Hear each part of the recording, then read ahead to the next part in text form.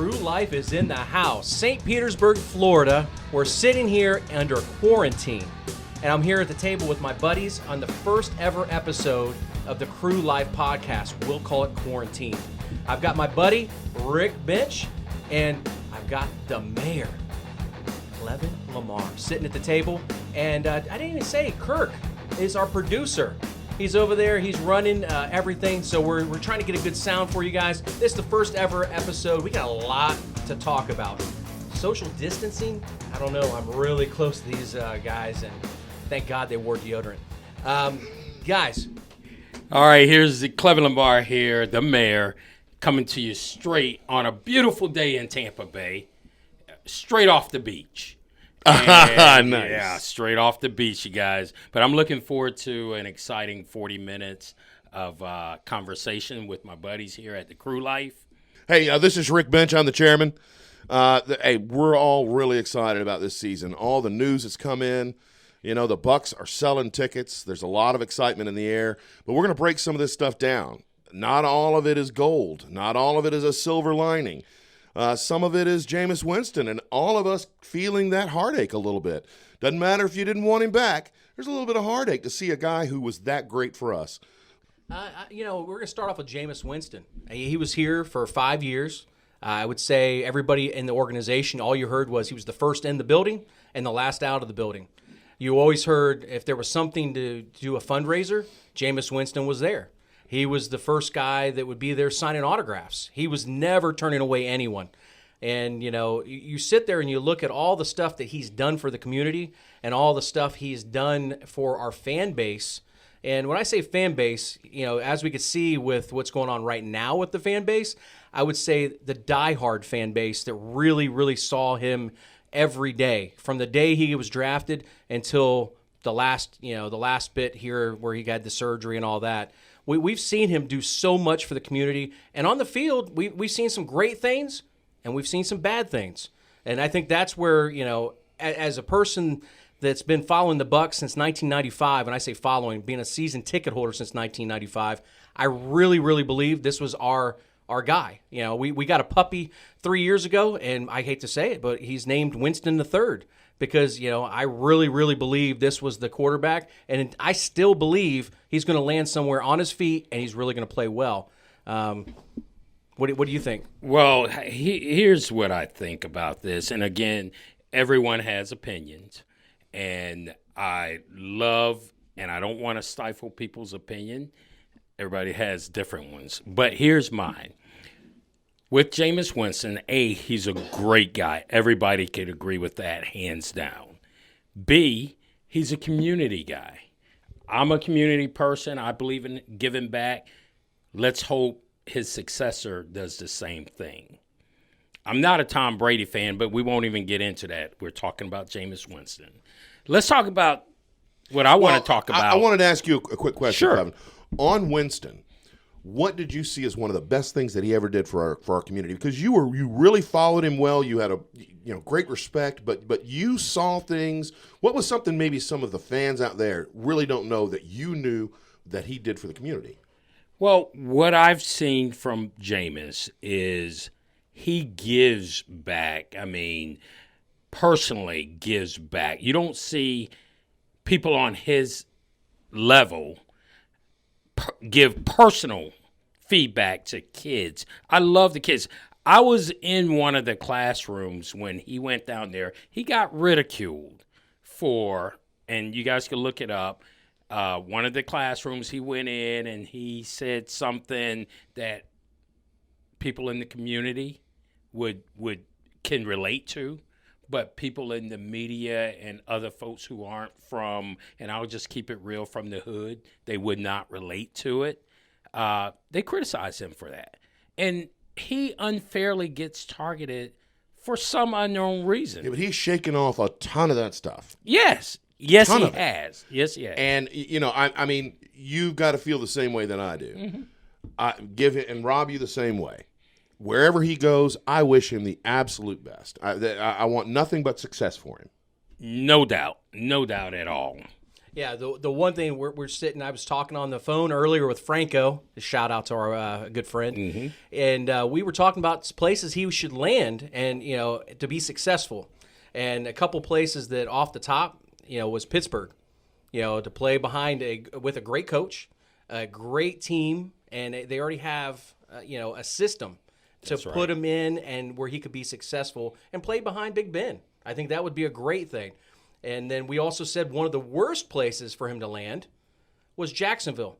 Yes. Jacksonville does not know where they're going, doesn't know what they're doing, and I think it could be another time where he gets into the games and things just fall apart because of the bad morale already on that team. Yes. And let me just address this, the elephant in the room. The elephant in the room for Jameis Winston, let's face it, is the 30 interceptions. And the 21 dropped interceptions by defensive backs. 21. That's a stat. That's huge. That's huge. However, if you want to talk dropped interceptions, you also got to say deflected interceptions too. I went to every game. Oh, me too. I personally witnessed every game. And I personally witnessed our tight end deflect maybe 6. I think it was about 6 caught balls. I mean, you're getting paid millions of dollars to catch these balls, but it'll never be put on the tight end. Those 6, it goes into Jameis Winston's category. The 21, nobody really knew about. When you said it to me, Rob, you had told me that yesterday. I'd already looked at it, and it was amazing stat that you already confirmed it to me, and it's like, whoo, it's a lot of interceptions, and you got to know that played with Bruce Arians. The one thing that I think it did play with in his decision, but I will say that, looking back at the season as a whole, name a quarterback that hurt his knee. I'm talking about tore his knee and broke his thumb and had both of his starting receivers go out, and that all happened at the end of the year with 3 games left. Yes. I hate to say it, but he shouldn't have been in there. He threw more picks. It did him no service. By being an upstanding, great quarterback and saying, I'm going to take one for the team and be in there, he should have been in there. Rick, that's what great stars do. They're in it for their team. So I'm going to have to respectfully disagree. With that's why we're here. We're not all here to have the same opinion. That's for sure. And I'm going to say this, is that my whole point of bringing that up, with 3 games left, name another quarterback that had so much on the line that would have went out on the field and at practice. Rich Eisen said he was at practice when we were playing, I think at the end of the year, the Texans, and he was out there interviewing Jameis, and he just got done talking to him, watched Jameis go on the field for practice. They got in a huddle, and a guy runs into the huddle, and he goes, "Hi, my name's Jameis Winston. What's your name?" That right there tells you he should have turned it down. He turned it off for the season. If he would have turned off the season and left it with that, everybody seeing the good things on the winning streak, guess what? We would not be talking about this. He would be still here. That's part of my reasoning of why he should have quit. And I'm not going to disagree with you, but I am going to disagree with you. But here's another factor, too, people are looking at when it comes to Jameis Winston. People are looking at the fact that he only won, what was it, we won 7 games this year? 7. Again, I went to every game. The first 5, if you could think about it, if you think back, the first 5 games, our defense sucked. They did indeed. And the Bucs were absolutely scoring.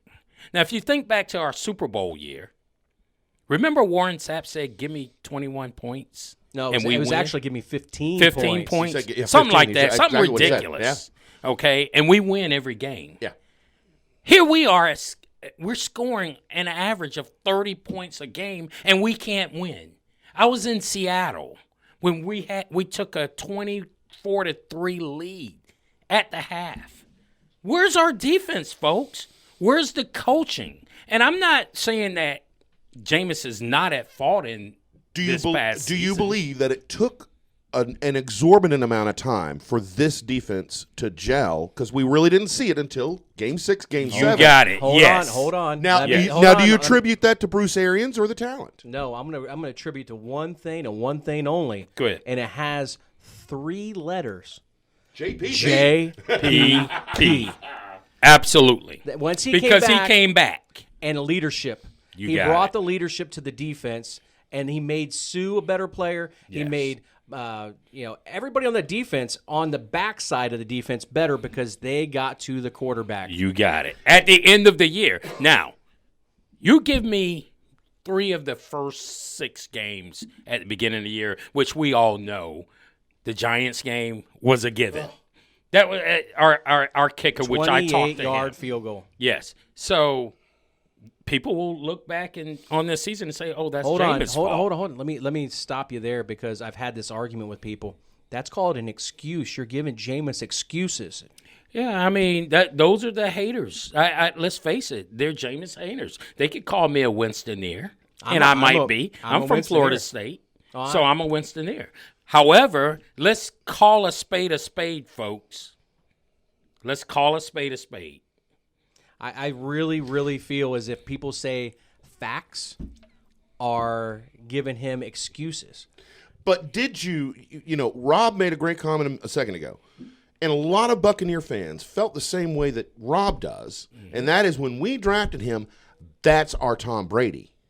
Yes. That he was our Tom Brady at that moment. Yeah. And so we've had 5 years, and when you get into year 3, you're kind of biting your nails. Year 4, we won the first 3-4 games. I mean, really good teams, and we're like, holy shit, this is it, and everything falls apart. Yeah. Well, remember now that was the year Jameis was suspended, and that's where everything we had no defense. Again, thank you, Rob. And Rick, to your point, let's take Tom Brady by comparison. His first 5 years. Did he have how many coaches did he have? Oh yeah. 1. Yeah, obviously. How many did Jameis have? Does anybody know? He's been through he's been through 3 marriages, and I say marriages, head coaches in the 5 years. Yes. And how many coordinators? I would think that's 3. So with each coach and each coordinator, there's a different scheme. And a person has to learn all that stuff and all the language all over. Tom Brady had one person. Do you think that's a fair depiction of what's going on if you could fairly say Tom Brady in the first 5 years or Jameis Winston in the first 5 years, and they should be equal? My only comment to that is that I watch Jameis, and I am a Jameis lover. I mean, shit, I was one of those guys just like you, a season ticket holder. I believe in the Bucs, and I'm there. He's sitting in a jersey right now looking at us with a Jameis Winston jersey on. You're doggone tootin' I am. Yes, he is. But just because I'm a fan, I can still see the flaws. And the flaws are that I saw him throw at least 10, probably 15 passes that never in a million years would have left 20 other quarterbacks' hands.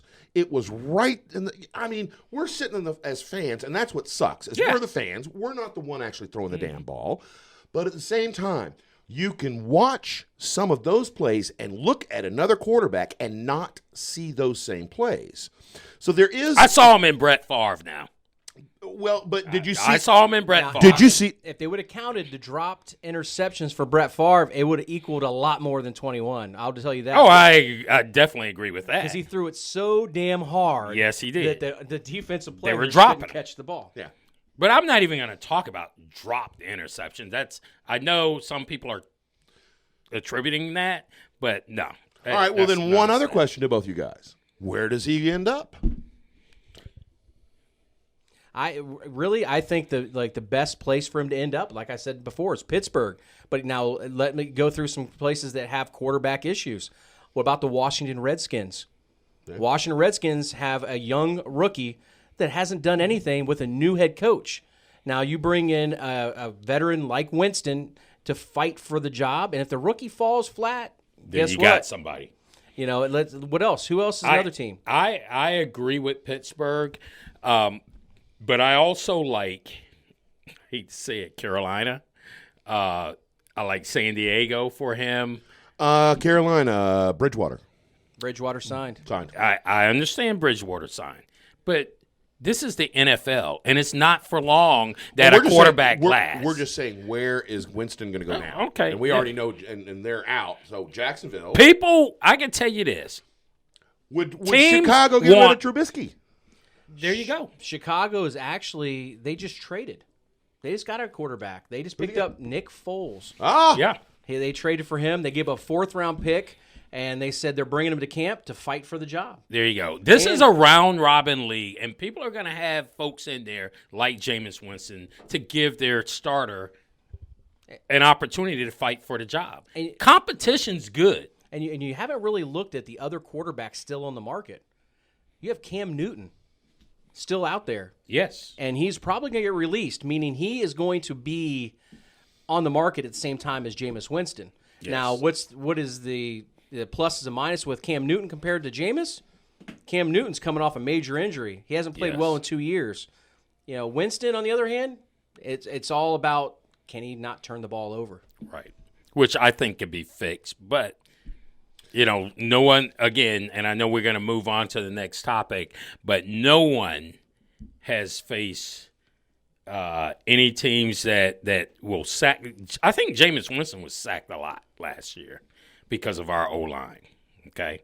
So you got no running game, you got no O-line, and you got receivers dropping the ball, and you have Jameis throwing bonehead interceptions. So we can't forget about that, and I don't.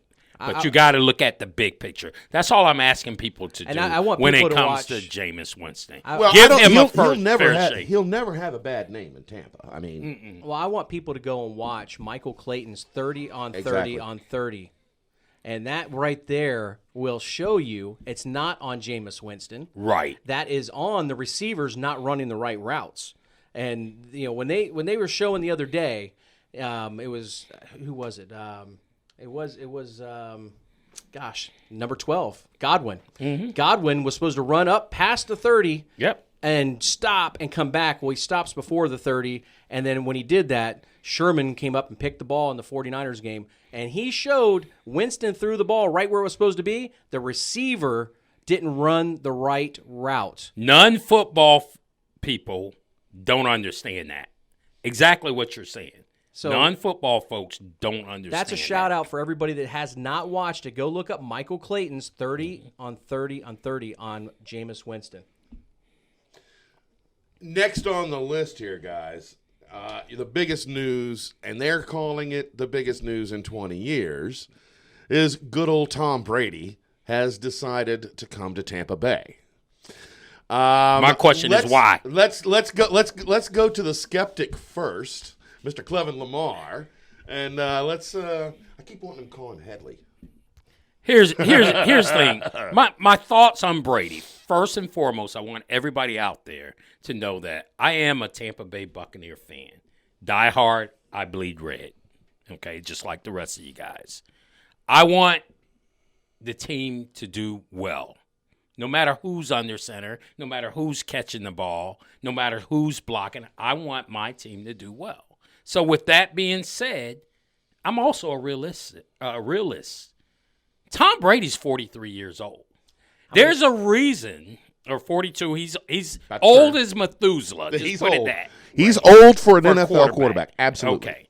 Yes, I'm going to give Tom Brady all the props. Yes, he's the greatest of all time, whatever. But my question to everybody is, why is he coming to Tampa Bay? Tampa Bay has no O-line. They better fix, or I should say we better fix. If we want to make him successful here, we better fix our O-line. We better go get, what's his name, Todd Gurley or a good running back, or develop our running backs here. Melvin Gordon, that's who I was thinking about. We better go get him. And our defense better do something to get us a ball and protect leads, which we failed to do with Jameis last year. All these people, and I'm not going to take over for you guys, but all these people who are here and they're thinking Tom Brady's the godsend and he's the person that's going to take us to the promised land and lead us to the Super Bowl. Guys, I don't want to be a dream killer, but I hope it happens, but don't be shocked if it don't. If the Bucs don't address their issues. That's not a bad way to look at it, because it's putting stock. It's actually putting stock in your emotions, your money, and everything into it. Now, why are the Bucs doing this? Well, we saw this yesterday. 5,000 people in line to buy tickets. They jumped ticket prices by $300. You can imagine. You got to pay for them. Now doesn't the new uniform idea that they have kind of come into play? Because now, since you're going to have new jerseys, well, I might as well buy a number 12 if it's going to be the Godwin Tom Brady fiasco with the number 12. Who the hell knows? But if I'm Godwin, I'll be like, I'll sell it to you for a couple million. Mm-hmm. But for Tom Brady, my thought is he has been the greatest of all time. Out of 19 seasons played, 15 seasons he won 11 games or more. 11 games or more. Name me a year in the last 20 years the Bucs have won more than 11 games. How many? 3 years? 2? Come on, guys. Okay, but you also got Bill Belichick. I'm not Belichick. And you got a defense. But he's been under Bill Belichick for 20 years. I think he learned a thing or two. Yes. Okay. Now, why can't we have that consistency? Wait. With what he learned, and if you go back and look at what he did in Michigan, bringing them back, last game he's ever playing with Michigan, brings them back from 24 down.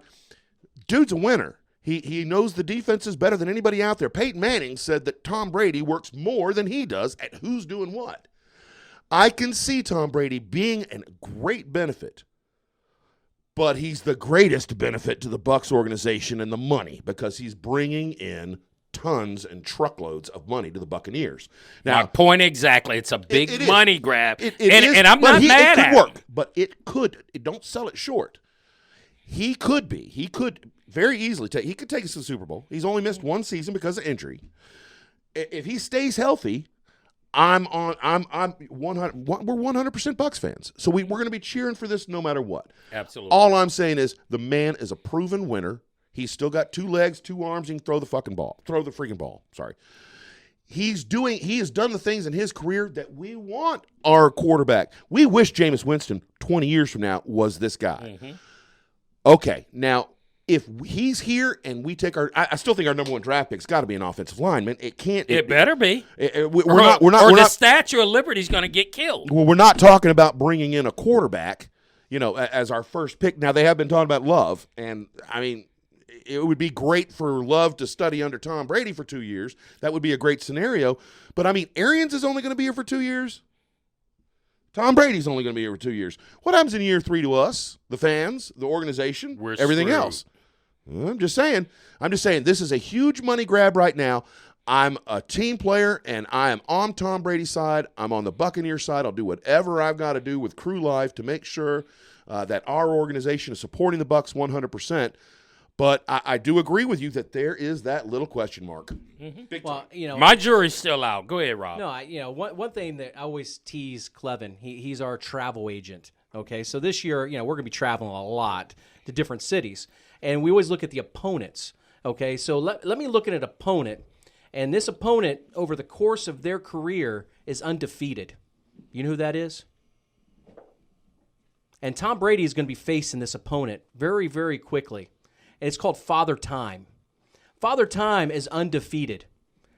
I have never seen a quarterback or a player get better with age unless you're Barry Bonds. And we all know why he got better with age. All I'm saying is I'm a fan. I'm here for the long haul. I'm here, and I love the hype. I'm going to love, the full stadiums. Everybody's saying, I don't want to see those bandwagon fans.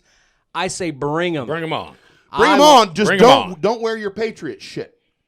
Yeah, absolutely. No Patriot don't stuff. Don't bring that stuff to a game. Absolutely. We don't want to see it. But I would like to say, going to a full stadium like it used to be. Oh, yes. It was fun. And the tailgate parties were a blast. I totally agree. But, I don't want to be a dream killer, guys. Don't be disappointed come game 4 and Tom Brady's out with an injury. And we're faced with, oh, my God, what do we do now? Who's our backup? Holy crap. Well, that's where I was going to go to next. Being that you have a quarterback that's 43 years old, I think this is the most important thing to do is bring in a veteran that has, starts behind him. So maybe it's somebody that's a rebound guy that's coming off of maybe didn't do well in his last job. He's getting replaced himself. Maybe it is a Cam Newton. Gosh, you never know. He might get released, and he might not get another opportunity. Right. I'm just throwing that name out there. And the money. It's like, had a couple people telling me today, well, wouldn't it be something if we could keep Jameis as a backup and he accepts, it would be nice, and he but accepts the money ain't there. And he accepts $8 million or $10 million a year. No, the boy can get 20, 25. The boy can get $25 million somewhere else. Yes, He's going to go somewhere else. He's got 5 years under his belt. But for me, if he decided to stay at $7 to $10 million a year for 2 years, you snap him up. Holy crap! You snap him up. Now you got Winston training under Brady. Not only that, but at that time, you've only got 2 years left.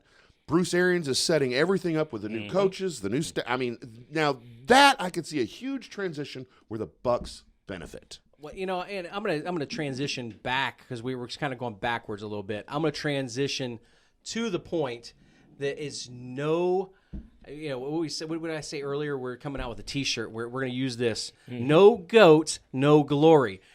He brings the excitement to the fans, and they're going to come see the games, and that means away fans. Initially. Yes, initially. But you know what initially means? This year's season tickets are going to sell out.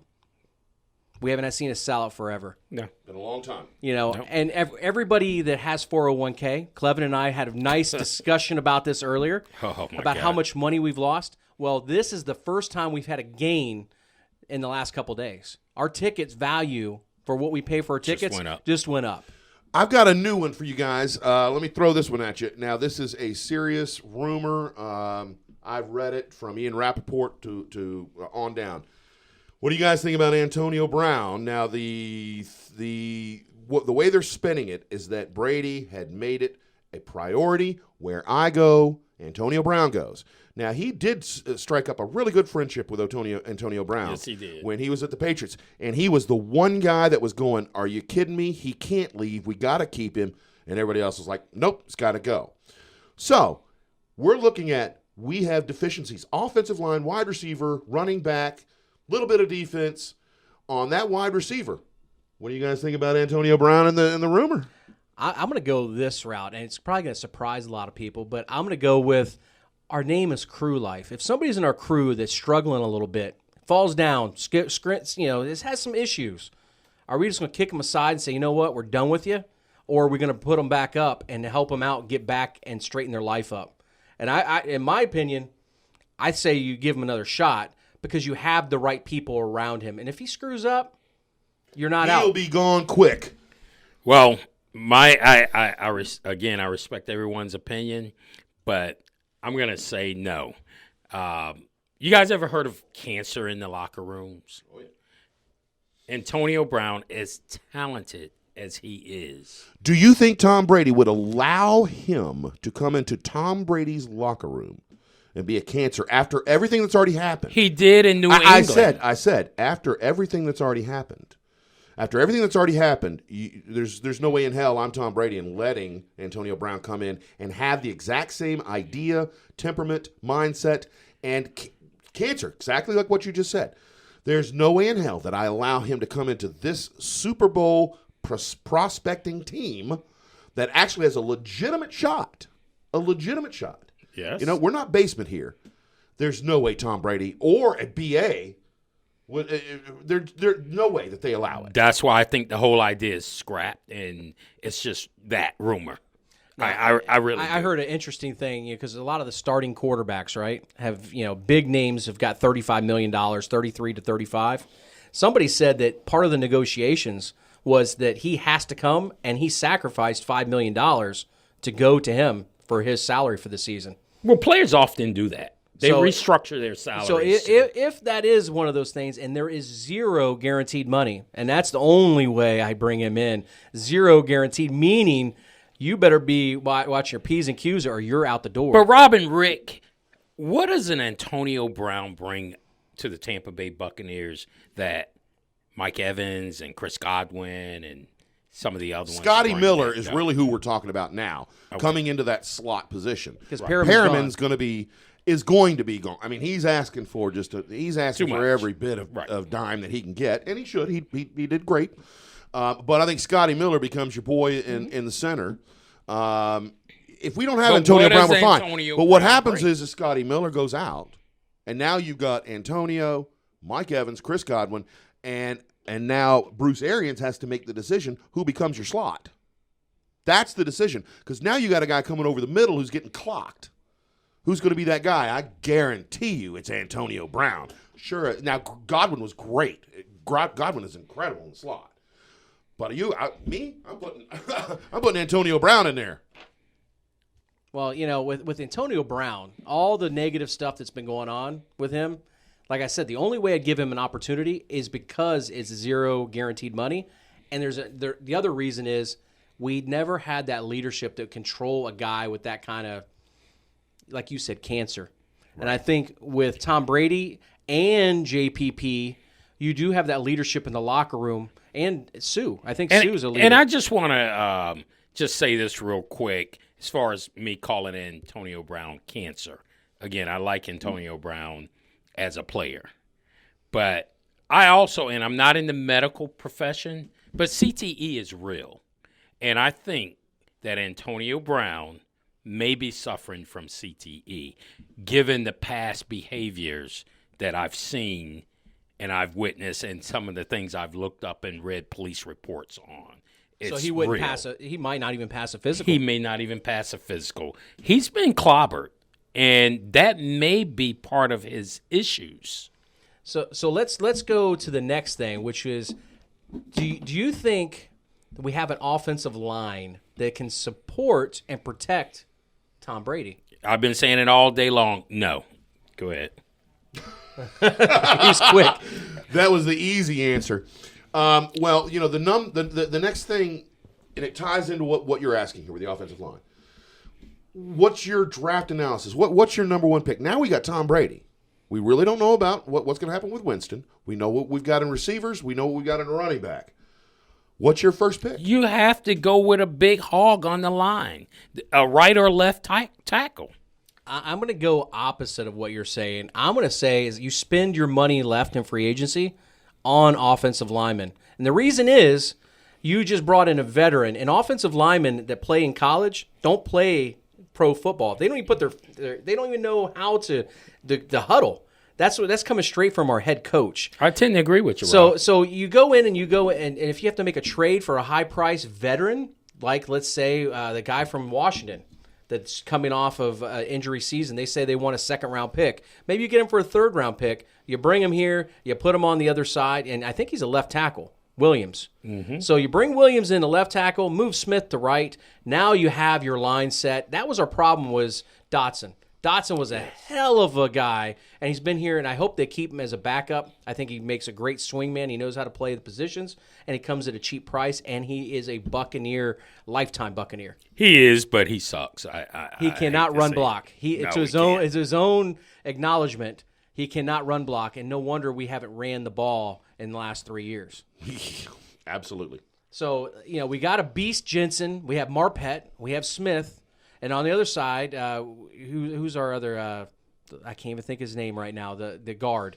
Young guy. He played with a broken hand and arm for half the year. I don't know why I can't think of his name.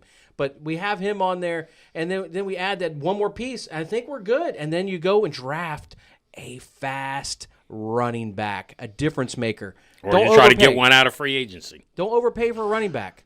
I like Melvin Gordon. I love Melvin Gordon. I mean, he's got moves that people ain't seen, and he wasn't hurt last year. He was negotiating a contract. They wouldn't budge. Finally, by Game 5, when he had to come in, he came in. He split his carries. Mm-hmm. He ate a bunch of crow by being there and doing that. But at the same time, by the end of the season, the boy was averaging 4.5 yards a carry within the last 4 games. So that's the kind of guy that I want here. It was finishing strong, good legs, a little bit younger, a lot of experience. I would bet that having Tom Brady as our quarterback, he's going to swing a lot of people out there. You're Melvin Gordon. Do you want to go play with Tom Brady, Chris Godwin, and Mike Evans? Or do you want to go play with the Bears? Or do you want to go play? This has a lot of potential in Tampa Bay. It does have a lot of potential, but I did watch him a lot this last season when he did come back, and I still remember that freaking goal line stand. He had the ball twice, and he fumbled twice. They recovered it once. and he fumbled it again to lose the game for the Chargers. And his big knock on him is his career is up and down. And he's had one great season, and he comes back with a lousy one, and he fumbles the ball a lot, and he has an injury concern. I mean, he's been injured. He ran. Looking at what he did the last 4 or 5 games, he did fine. He was actually increasing in reps and carries. He actually pushed the second guy out. I even forgot who it was. Austin. He took the whole reins from him. He was running fine, and they did not have the greatest front line either. I mean, they're right. No, their offensive line's worse than ours. Yes. The Bucs spending wise, we're number 5. We spend a ton of money on what we have on our offensive line. We ain't getting the production that we need. No. So what you're saying, an offensive lineman, first pick, left tackle. Oh my God. And Tom Brady. Goal. And Tom Brady would be tickled pink. Yes. So, that's the thing right now with Tom Brady. You got to look at the draft a lot different than you did with, Jameis. Yes. I mean, you're now looking at, okay, we got Tom Brady. He's 43 years old. Now we're going to draft in the first round. We got to pick. Now, if we're the 14th pick and one of those quarterbacks slide, now instead of going with maybe a position of need that fixes immediate, you have to do something for the future. And, I don't know. Meanwhile, Brady's getting killed. And I don't know about you guys. But this is what I'm looking at. If we have the quarterback whisperer for at least 2 years, and we got Tom Brady, and I know a lot of people say Tom Brady doesn't like to work with younger quarterbacks, but the whisperer does. Now you bring him in and let him have 2 years with him before he's gone. Mm-hmm. I think that's what you have to do. And you're going to have to carry 3 quarterbacks. At least at this point, we still have $17 million cap space right now. After and that includes the draft. After the draft, after everything that's said and done, right now, we've got better than $17 million in cap space. We can go out and get a nice left tackle for that. Not only that, but when we're in the draft, if we actually have, somebody fall to us that would be an incredible, holy crap. You can't pass him. You can't pass it. Jake Fromm, I mean, you were saying earlier, and I've read the same thing. There's a lot of comparisons from Jake Fromm from Georgia to Tom Brady. And they would probably be one hell of a fit for one to teach the other. Whether he would ever fall to 14, who knows? What do you think in the later rounds? What are our other needs that aren't pressing, but some things that we can get later in the rounds that we have to get right now? Safety, corner? What are you thinking? I believe quarterback. If no one falls to us in the later rounds, second or third round, because again, the line play, that's where it's at right now to protect your 42, 43-year-old. After that, you have to look at your quarterback. Tom Brady is an experiment. That's going to be gone in a couple years. He's not going to last past 2 years. I can almost guarantee you that. So you have to start looking at your future. So, I agree with him being as far as 43 years old. You got to look at things a couple different ways. What did they bring him here for? It's to win is the ultimate goal. Win right? now, microwave generation. Yes. Now let's look at the other reason. We just brought in the biggest hype man to get our team back in national attention. We're going to be 5 to 7 games national television. Oh yeah, without a doubt. Easy. And I'm afraid I'm going to throw this in here real quick. I'm afraid to say our Raiders game out in Las Vegas is probably going to be a national televised game now that we have Brady, because TV, the NFL, they love Brady. And I hate to say this, man. Hey, one other thing. Sorry to interrupt. I wonder if the referees will do the same for us. With Tom Brady, because they hate the Bucs. No, what they hate is they hate anybody hitting Tom Brady. They've gone to the defensive player. Don't you dare hit him that hard again. Yes. Next time, I'm gonna throw your ass out of the game. You got it. Are we gonna get that preferential treatment now that he's with the Bucs? Will. I think so too. I think he's got that much respect. With Yes. him. Yes. That might help him a little bit. Mm-hmm. Well, it followed Michael Jordan. Well, he went to the Washington. He got the same fouls. Yeah, he did. And so, but I just brought something up because, Michael Jordan was my favorite basketball player. He came back to play. Everybody's like, Washington's going to be this big winner. And what he did was he said, I'm coming back. I'm coming back to show these kids how to play basketball. Okay, so which I love. So he came for the right reasons. This has been great. That we've done a lot of analysis, a lot of fun things. One thing to realize for Crüe Life, we're not just the Bucs. We're here for every sport. We're here for the community. We're here for everybody out there. And, we want to hear from you. We know that this is a very difficult time. I run businesses. I'm self-employed. So, I'm going through some things. Rob, he's going through some things. Klevin, everybody here. We're here for you. If you guys need something out there from Crüe Life, let us know.